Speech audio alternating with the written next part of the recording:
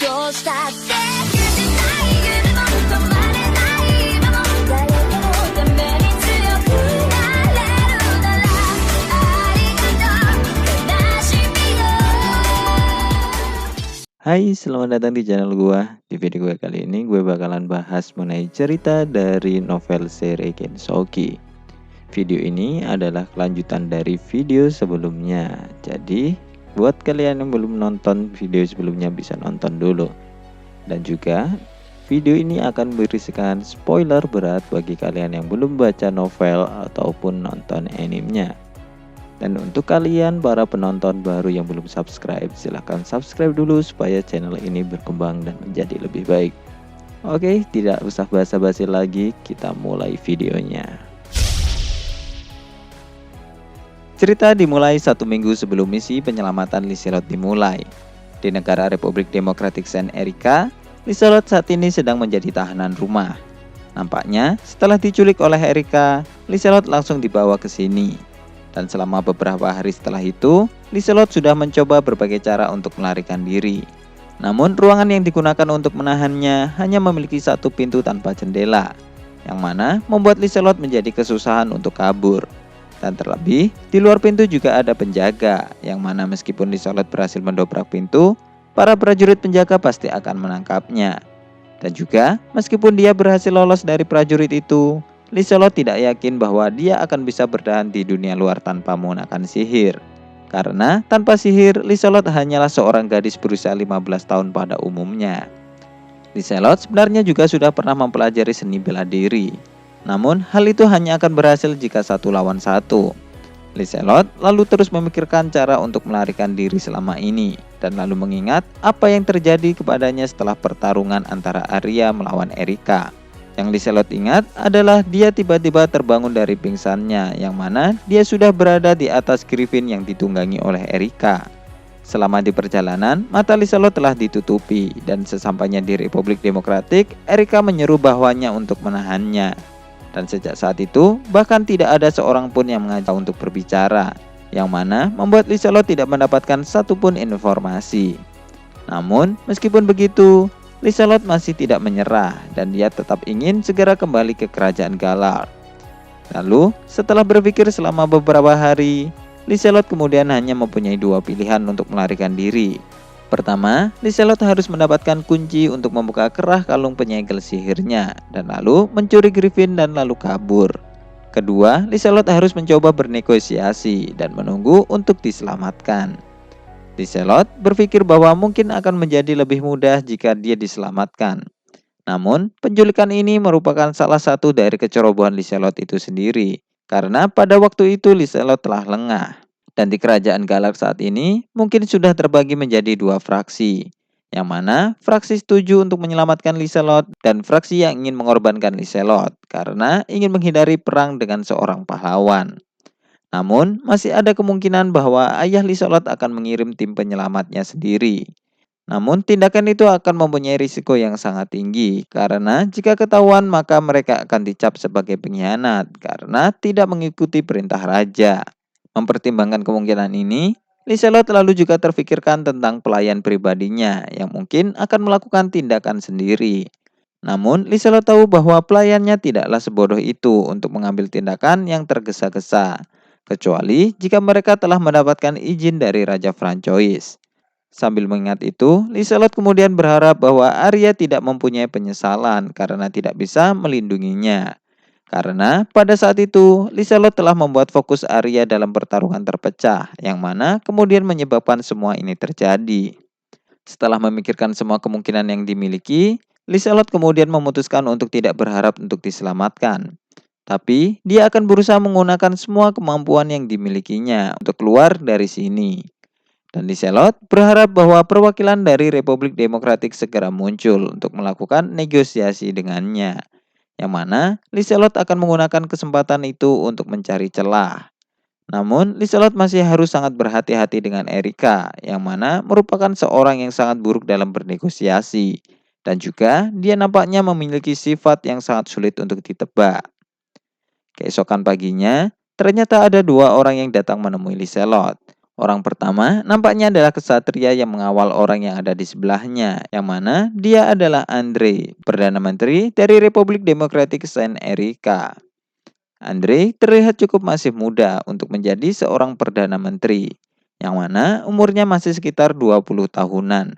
Dan dia nampaknya juga memiliki kegugupan dan sifat yang tidak cocok untuk memenangkan suatu politik dalam urusan bangsawan.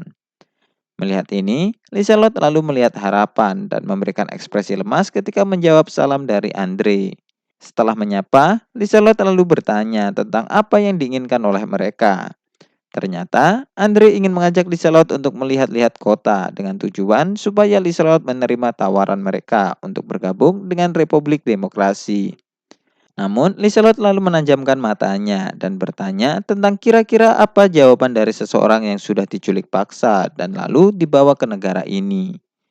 Andre tahu bahwa Liselot sudah dibawa paksa ke sini.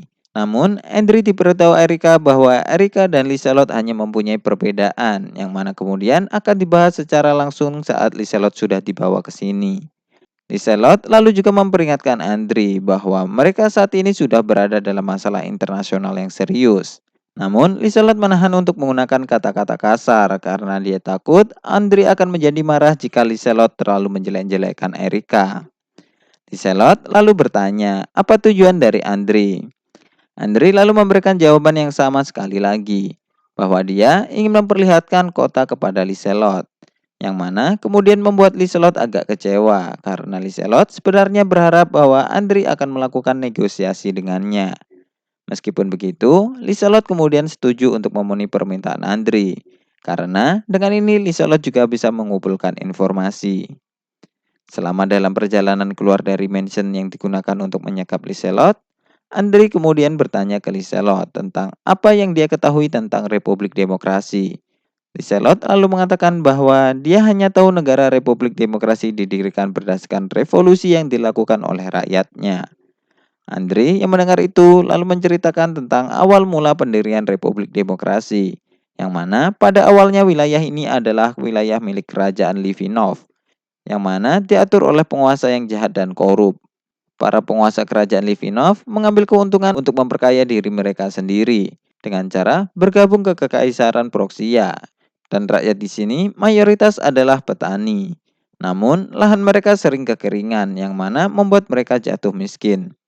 Namun, para penguasa tidak memperdulikan itu dan akibatnya adalah rakyat melakukan revolusi. Sebenarnya, pada awalnya para rakyat takut untuk melakukan itu karena terlalu banyak orang yang bodoh dan tidak tahu politik di antara mereka. Dan juga para penguasa dan bangsawan yang licik selalu memanipulasi dan mengeksploitasi rakyat. Namun, Erika kemudian muncul dan memberikan pengetahuan dan keberanian kepada mereka untuk memberontak melawan kerajaan. Dan dengan kekuatan ajaib Erika, negara ini akhirnya pun terbentuk. Meskipun mendengar cerita itu, Liselot masih tidak begitu percaya dengan Erika, mengingat apa yang sudah dia lakukan di kota Amande.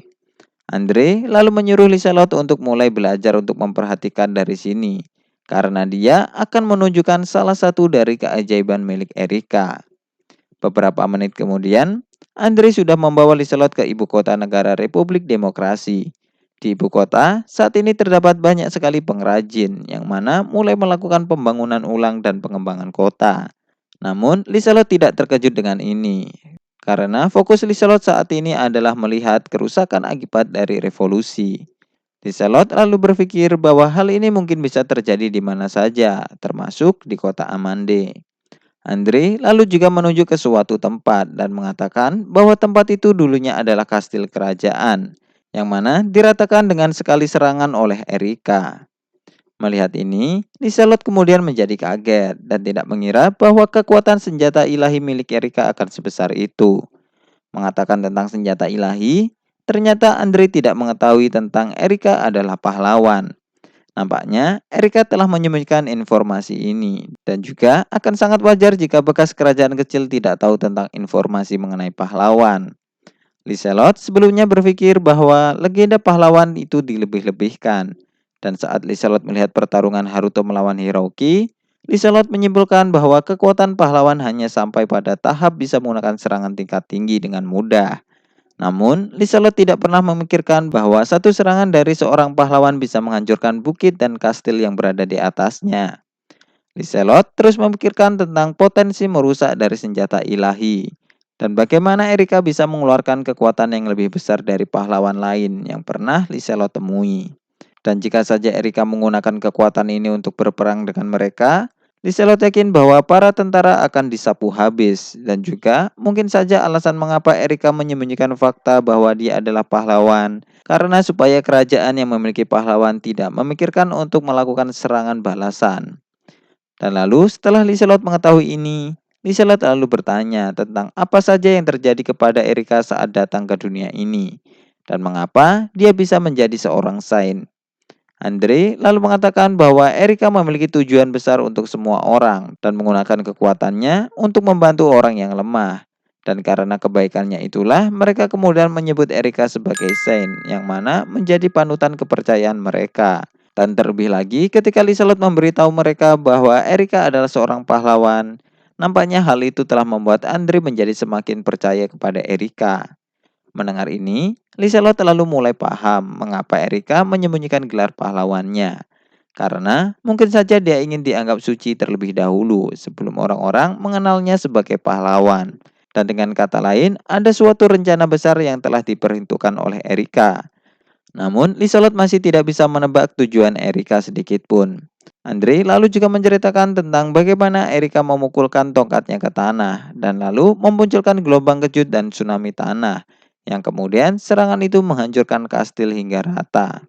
Dan meskipun sebenarnya di kastil itu masih terdapat banyak harta, karena mereka menganggap bahwa harta royalti dari bangsawan jahat adalah simbol dari monarki. Namun meskipun begitu, Andre kemudian mengatakan bahwa Erika tidak akan menghukum bangsawan yang baik selama mereka mau bergabung dengannya, dan lalu melepas setiap gelar mereka. Setelah terdiam karena terkejut, Liselot kemudian mulai bertanya tentang negara dan juga Erika. Dengan alasan Liselot ingin lebih mengenal mereka sebelum berunding dengan Erika, yang mana hal itu kemudian disetujui oleh Andre. Dan lalu, selama Andre membawa Liselot untuk melihat-lihat kota, dia juga menjelaskan bagaimana negara mereka membentuk parlemen untuk membuat undang-undang mereka dan juga beberapa keputusan politik. Dan untuk anggota parlemen, mereka nampaknya memilihnya menggunakan metode pemilihan dari rakyat, yang mana kerangka awal sistem ini berasal dari Erika. Dan lalu, mereka kemudian memilih Erika sebagai pemimpin negara dan orang-orang yang menonjol selama revolusi menjadi anggota parlemen untuk mengisi tempat pertama dalam pendirian negara baru. Andre lalu juga menekankan prinsip nasional Republik Demokrasi, yang mana pemerintahannya akan dijalankan atas kehendak dari rakyat.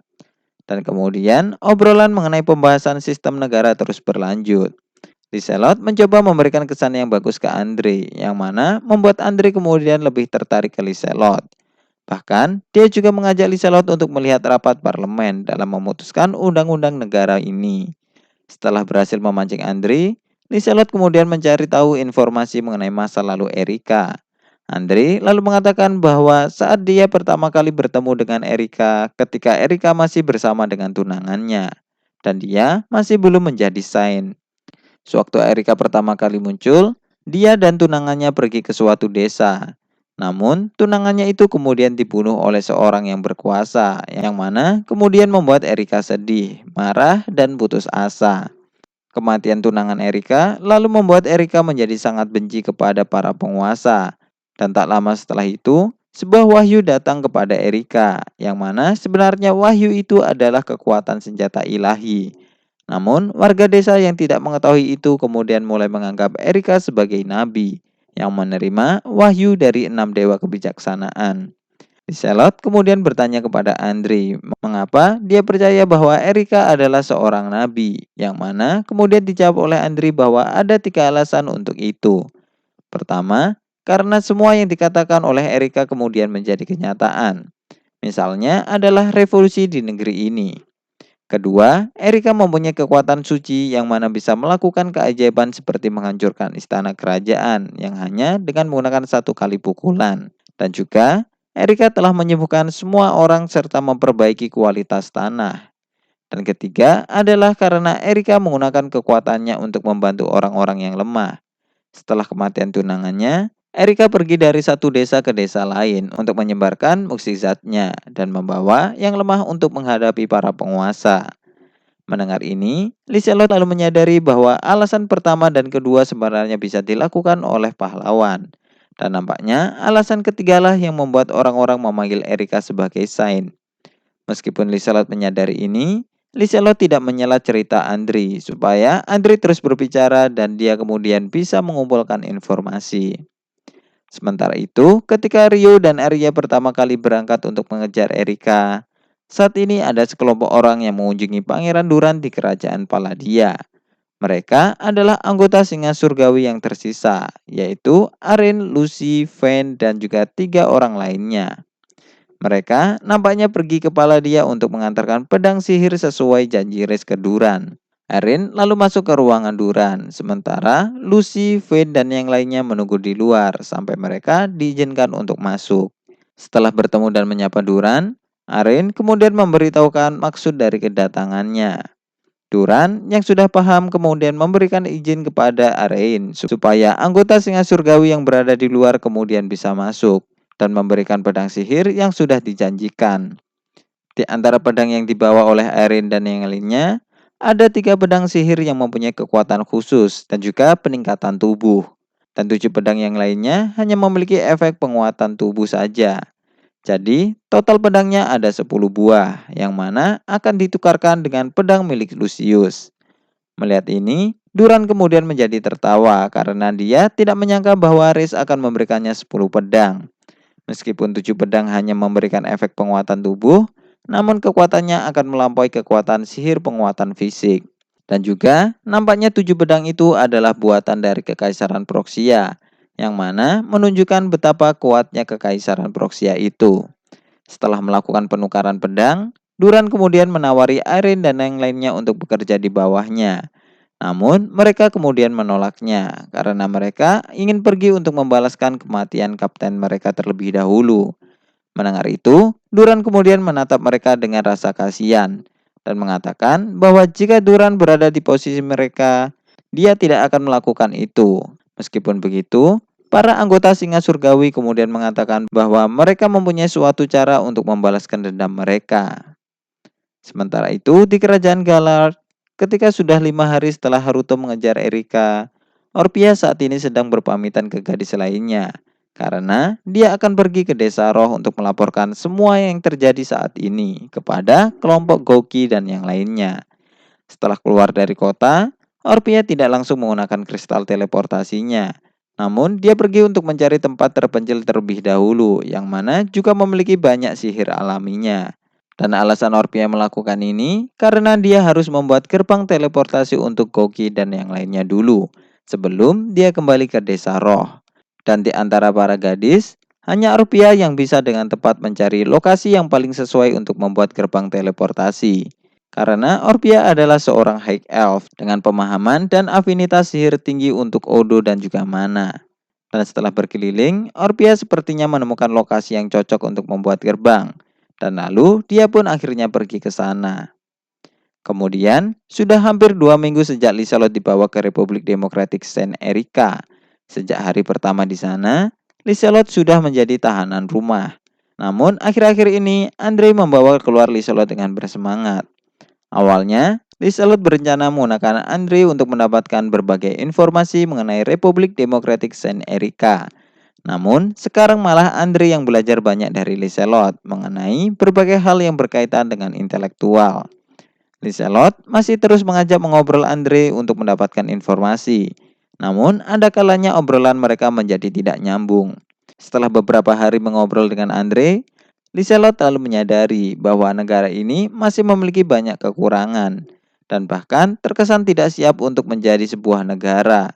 Bahkan, parlemen mereka sendiri berisikan anggota yang tidak memiliki pengalaman politik sama sekali, yang tentu saja akan sangat menghambat pembangunan negara. Dan jika dibiarkan, maka negara ini tidak akan bertahan lama. Fakta bahwa negara ini sekarang masih bertahan hanya karena mereka adalah negara kecil, yang tidak diincar oleh negara manapun. Dan lagi, kekuatan militer mereka sangatlah buruk. Mereka berhasil melakukan revolusi hanya karena kekuatan senjata ilahi milik Erika saja. Dan lalu, Liselot kemudian menyadari sesuatu yang aneh juga di negara ini, yang mana Erika malah bepergian dan ingin melakukan perang dengan kerajaan lain secara acak. Meskipun negaranya sendiri masih mengalami krisis, yang mana jika terjadi perang maka rakyatnya sendiri pasti banyak yang akan mati. Liselot lalu terus memikirkan apakah Erika benar-benar ingin menyelamatkan orang lemah atau tidak. Namun akhirnya Liselot tidak bisa menyimpulkan itu. Sementara di sebelahnya, Andri yang nampaknya sudah mengagumi Liselot kemudian mengatakan bahwa dia membutuhkan Liselot. Liselot lalu terus menolaknya. Namun Andri masih bersikukuh mengatakan bahwa dia membutuhkan Liselot. Takahisa versi 2. Andri sebenarnya adalah orang yang baik, namun dia hanya terlalu fanatik kepada Erika saja. Melihat Andri yang terus mencoba merekrut Liselot dengan cara seperti melamar, Natalia yang mana adalah prajurit wanita yang selalu mengawal mereka, kemudian menghentikan Andri dan lalu malah menggodanya. Andri nampaknya tidak terlalu kuat jika dia digoda, yang mana wajah Andri sekarang menjadi tersipu malu dan mengatakan bahwa dia tidak pantas untuk Liselot, yang merupakan bangsawan yang mungkin saja sudah memiliki tunangan juga. Natalia kemudian bertanya ke Liselot, apakah dia sudah memiliki tunangan. Namun, Liselot mengatakan bahwa dia tidak mempunyainya, sambil memperlihatkan ekspresi yang cukup aneh. Melihat ekspresi Liselot, Natalia kemudian menebak bahwa meskipun Liselot tidak mempunyai tunangan, namun sepertinya Liselot telah menyukai seseorang meskipun dia tidak yakin pada perasaannya sendiri. Dan akhirnya, pada keesokan paginya, Erika sudah kembali ke Republik Demokrasi Saint Erika. Oke, sekian dulu untuk pembahasan video kali ini. Kelanjutan cerita akan dibahas ke video selanjutnya. Like video ini jika kalian suka, komen untuk mengoreksi atau menambahkan informasi. Jangan lupa subscribe dan share. Terima kasih sudah mendengarkan dan goodbye.